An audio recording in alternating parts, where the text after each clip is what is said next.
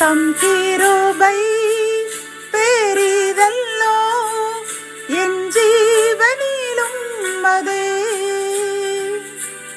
இம்மட்டும் காத்ததுவே இன்னும் தேவை கிருபை தாருமே இன்னும் தேவை கிருபை தாருமே.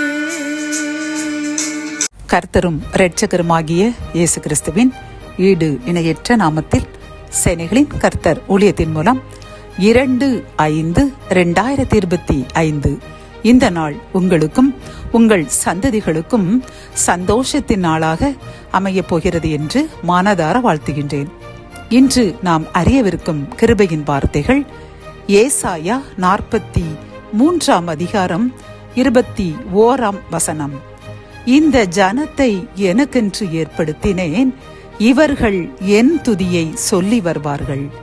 கத்தோலிக்க வேதாகமம் இவ்வாறு கூறுகின்றது, நான் உருவாக்கிய இந்த மக்கள் என் புகழை எடுத்துரைப்பர் என்கின்றது.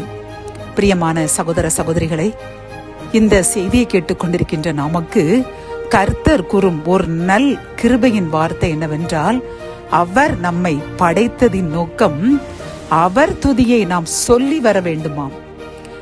இவ்வளவு நாளும் என்னை படைத்து காத்து வழிநடத்தி என்னென்ன நன்மைகள் செய்து என்னை ஆதரித்து வருகின்றார் என் தேவன் என்று அவர் செய்த நன்மைகளை துதியாக சொல்லி வர வேண்டுமாம். அனுதினமும் அவருடைய புகழை பாடி துதிக்க வேண்டுமாம்.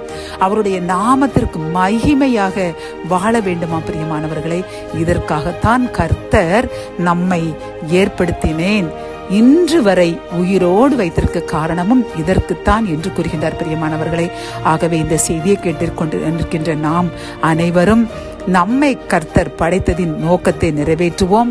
அவருடைய துதியை எப்பொழுதும் எங்கும் எல்லாருக்கும் சொல்லுவோம்.